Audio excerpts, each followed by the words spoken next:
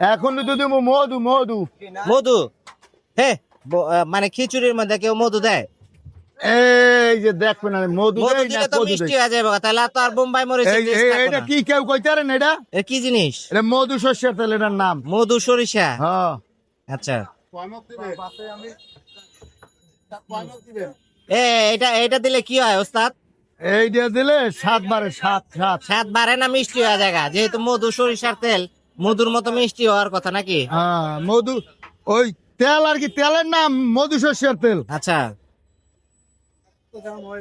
মানে আপনি যেভাবে মানে সরষের তেল দেন, মালিকের লস হয় না?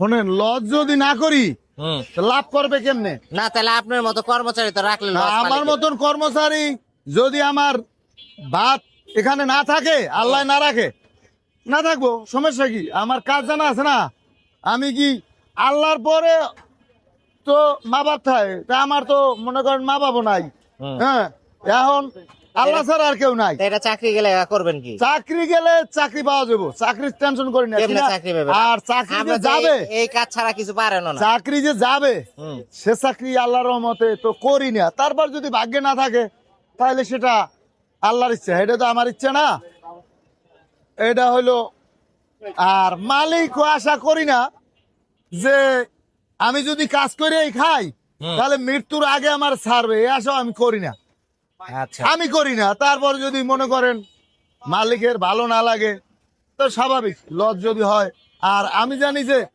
লাভ ব্যবসা করতে গেলে লস লাভ দোনোটা থাকতে হইব তাইলে ব্যবসা হালাল হইব নাইলে হালাল হইব না আচ্ছা। আমি লস করবো কাস্টমার খাইবে কাস্টমার যদি সুস্বাদু পায় তা কাস্টমারের 14 গোষ্ঠী শুদ্ধ লই আইব টান দিয়া ভাই বন্ধু যা আছে না হইলে তো আমাদের এরকম বেচা কেনা হইতো না আল্লাহর রহমতে